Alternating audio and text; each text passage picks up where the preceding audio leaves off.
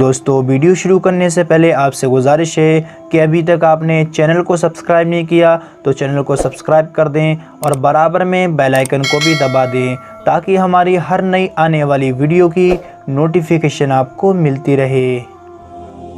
ناظرین، فرعون نے حضرت موسیٰ علیہ السلام اور آپ کی قوم بنی اسرائیل پر بہت مظالم ڈھائے تھے۔ فرعون دراصل اس وقت کے بادشاہوں کا لقب تھا، یعنی جو بھی بادشاہ بنتا تھا اس کو فرعون کہا جاتا تھا۔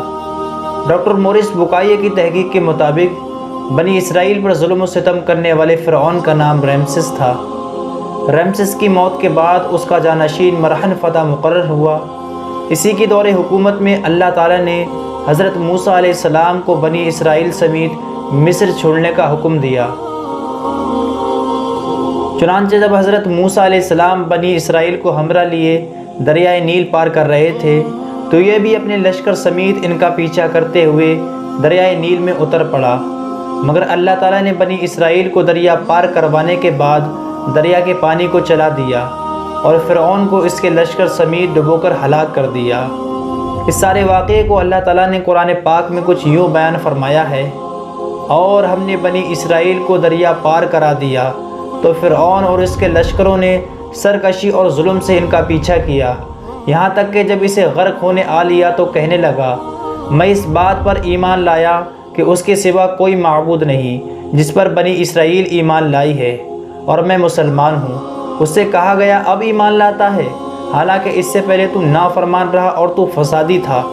اور آج ہم تیری لاش کو بچا لیں گے تاکہ تو بعد والوں کے لیے عبرت کی نشانی بن جائے، اور بے شک لوگ ہماری نشانیوں سے ضرور غافل ہیں۔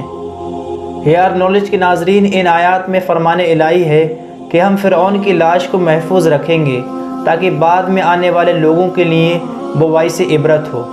اور اپنے آپ کو خدا کہلوانے والے کو دیکھ کر آنے والی نسلیں سبق حاصل کریں۔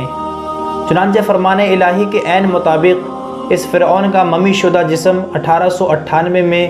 دریائے نیل کے قریب تسبیحہ کے مقام پر شاموں کی وادی سے دریافت ہوا، جہاں سے اسے قاہرہ منتقل کر دیا گیا، اور اس وقت سے یہ ممی قاہرہ کے عجائب گھر میں سیاحوں کے لیے سجی ہوئی ہے۔ اس کے سر اور گردن کھلے ہوئے ہیں اور باقی جسم ایک پٹی میں چھپا کر رکھا گیا ہے، اور یہی نہیں بلکہ مزید مطالعے سے معلوم ہوتا ہے کہ اس کی لاش کے ناک کے سامنے والا حصہ غائب ہے، جسے کسی حیوان وغیرہ نے کھایا ہو، غالباً سمندری مچھلی نے اس پر منہ مارا ہوگا۔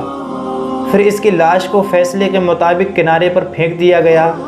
تاکہ دنیا کے لیے وہ عبرت ہو۔ ہیئر نالج کے دوستو، جون 1975 میں ڈاکٹر مورس نے مصری حکمرانوں کی اجازت سے فرعون کے جسم کے ان حصوں کا جائزہ لیا جو اس وقت ڈھکے ہوئے تھے۔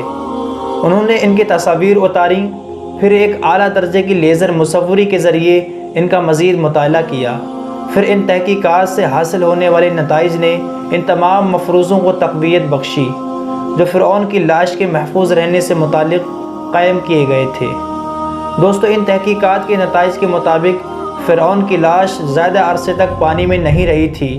اگر فرعون کی لاش کچھ اور مدت تک پانی میں ڈوبی رہتی تو اس کی لاش خراب ہو سکتی تھی،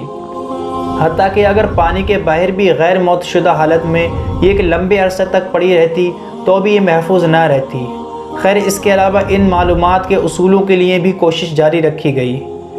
کہ اس کی لاش کی موت کیا پانی میں ڈوبنے کی وجہ سے ہوئی تھی یا کوئی اور وجوہات بھی تھی۔ چنانچہ مزید تحقیقات کے لیے لاش کو پیرس لے جایا گیا، اور وہاں کی لیگل آئیڈینٹیفیکیشن لیبارٹری کے مینیجر ڈاکٹر اسکاڈی نے مشاہدات کے بعد بتایا کہ اس لاش کی فوری موت کا سبب وہ شدید چوٹ تھی جو اس کی کھوپڑی کے سامنے والے حصے میں پہنچی،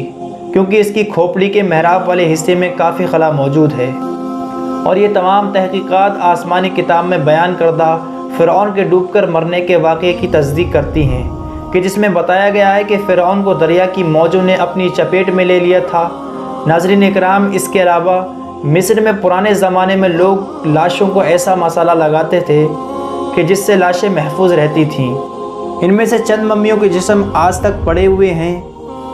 اور کچھ سے انہوں نے پٹیاں اتار دی ہیں، اور جن سے انہوں نے پٹیاں اتار دی ہیں ان کی کھال سے پتہ لگتا ہے کہ یہ کسی مردے کی کھال ہے۔ لیکن ان تمام ممیوں میں سے فرعون وہ واحد شخص ہے جس کی لاش پر گوشت تر و تازہ ہے۔ واللہ عالم سچ ہے یا جھوٹ کہا جاتا ہے کہ انہوں نے میوزیم میں چوہے رکھے ہوئے ہیں جو ہر سال 15 مارچ کو اس کی لاش پر چھوڑے جاتے ہیں، جو اس کا بڑا ہوا گوشت کھاتے ہیں، اور پھر اس کی ڈریسنگ کی جاتی ہے اور اس کو دوبارہ شیشے میں بند کر دیا جاتا ہے۔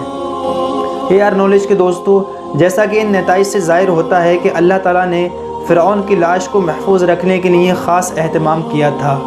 جس کی وجہ سے یہ ہزاروں سال تک زمانے کے اثرات سے محفوظ رہی، اور آخرکار اس کو 19ویں صدی میں دریافت کیا گیا، اور یہ قیامت تک آنے والے لوگوں کے لیے سامان عبرت رہے گی۔ مزید یہ کہ اللہ تعالیٰ کا فرمان ہے کہ ہم فرعون کی لاش کو سامان عبرت کے لیے محفوظ کر لیں گے، لہٰذا ہمیں بھی غرور اور تکبر سے بچنا چاہیے، کیونکہ یہ سب فرعونی صفات ہیں۔ اللہ تعالیٰ ہم سب کو عمل کرنے کی توفیق عطا فرمائے، آمین یا رب العالمین۔ امید کرتے ہیں دوستو آج کا ویڈیو آپ کو پسند آیا ہوگا۔ اس کو لائک اور زیادہ سے زیادہ شیئر کر کے ہماری حوصلہ افزائی کیجیے گا، اور مزید ویڈیو پانے کے لیے ہمارے چینل کو سبسکرائب کیجیے گا۔ میں ملتا ہوں آپ سے اگلی ویڈیو میں۔ اپنا، رشتہ داروں اور گرد و نواح کے سب لوگوں کا بڑا خیال رکھیے گا۔ جب تک کے لیے اللہ حافظ۔